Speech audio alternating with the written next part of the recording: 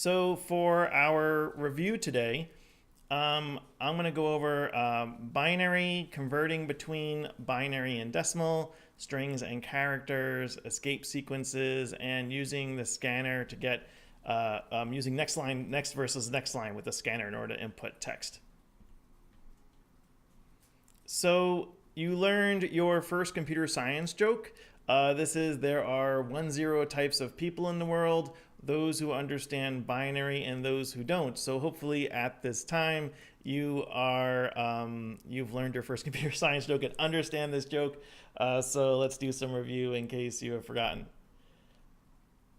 So decimal numbers are built on 10 digits, and they have a ones place, a tens place, and a hundreds place.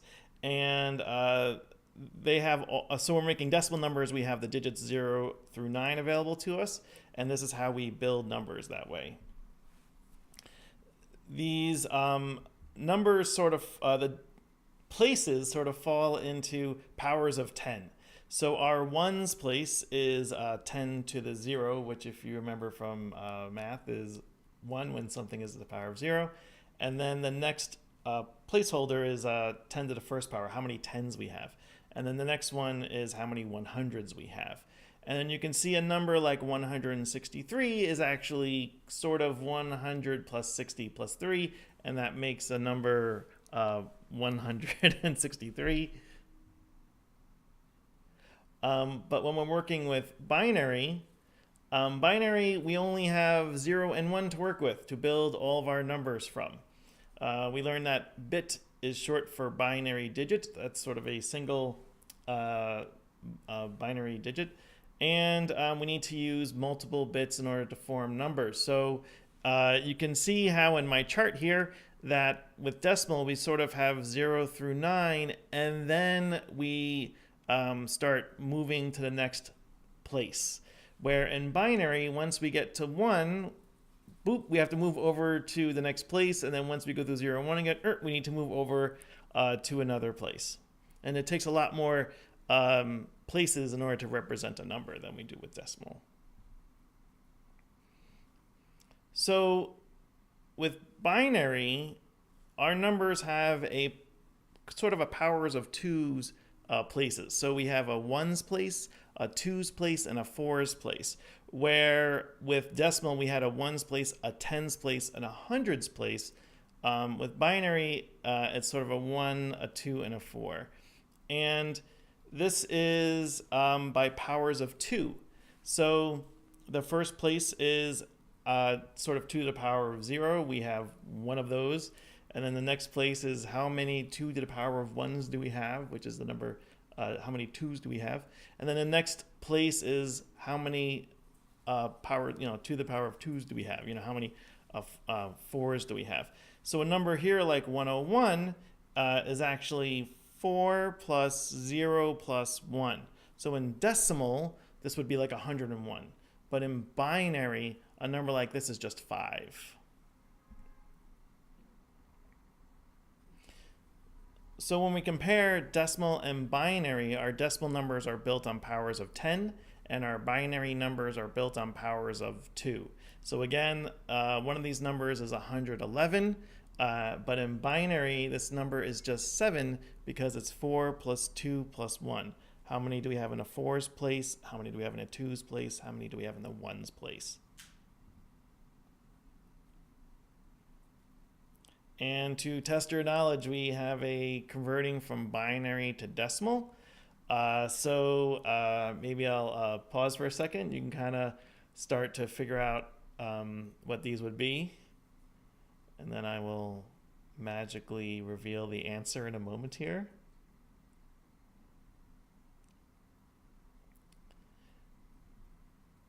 So we have the first number is 2 because we have a 1 in the 2's place.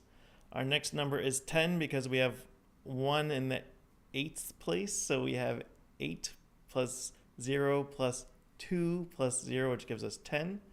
The next one is similar. We have a 1 in the 8th place and a 1 in the 4's place. So we have 8 plus 4 is 12. And then in the final one, we have a 1 in the 8's place, and then 0 in the 4, 0 in the 2, and then 1 in the 1's place. So we have 8 plus 1, which is 9. Going from decimal to binary might be a little trickier. So I'll hang out for a minute and you can try this out. The trick is to really look for the highest power of 2, and then once you remove that, see what's left, and then kind of take out the next highest power of 2 and kind of keep going from there. And here's our answers for this part. This is very different than having you feedback the answers to me live. So in decimal and binary, 1 is the same thing.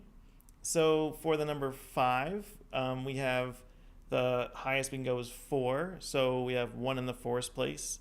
Then we only have 1 left, so that gives us 101. For 10, the highest power of 2 we can go to is 8. So we have 1 in the 8's place, then we only have 2 left. So we can put a 1 in the 2's place. And for 13, our highest power of 2 is 8. And then once we subtract that, we still have about 5 left.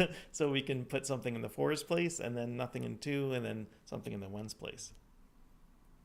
We got into doing strings. Hello again. Of course, hello world will be with you for your whole computer science life. So here, we originally did integers, and then last week we started doing strings. And one thing to keep in mind is that the int is a primitive type, and that string is a class that has all types of functions and stuff we can do. And you'll notice that for string, we have a capital S in its type name. We use the scanner to get string values that people typed in and put them into variables.